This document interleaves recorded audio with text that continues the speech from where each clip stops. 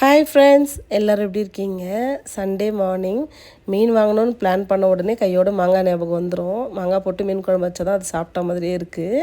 மீனில் கை வைக்கிறதுக்கு முன்னாடி பிரேக்ஃபாஸ்ட் எல்லாம் முடிச்சிடலான்னு தான் பார்த்துட்டு இருந்தேன். மாவு இல்லாதனால ப்ரெட் டோஸ்ட் போட்டுக்கலாம்னு சொல்லிட்டு மல்டிக்ரெயின் ப்ரெட்டு தான் வாங்கிட்டு வர சொல்லியிருந்தேன்.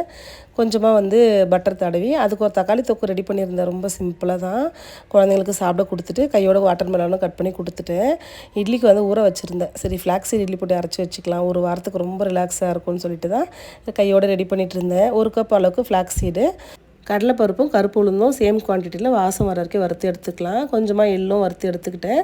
மிளகு சீரகம் 2 ஸ்பூன் அளவுக்கு எடுத்து நல்லா வறுத்து எடுத்துக்கலாம். கருவேப்பிலையும் பெருங்காயமும் கொஞ்சம் போட்டு நல்லா ஒன்றா வறுத்து ஆட் பண்ணால் ரொம்ப வாசமாக இருக்கும். பூண்டு இல்லாதனால நான் ஸ்கிப் பண்ணிக்கிட்டேன். தோலோட பூண்டு சேர்த்து நம்ம அரைச்சி எடுத்தால் ரொம்ப சூப்பராக இருக்கும். ஹெல்த்தியான வெர்ஷனில் இட்லி பொடியை ரெடி பண்ணிட்டேன். நம்ம வீட்டில் இன்றைக்கி சண்டே லஞ்ச் மீன் குழம்பு வித் மீன் ஃப்ரை. பாய்.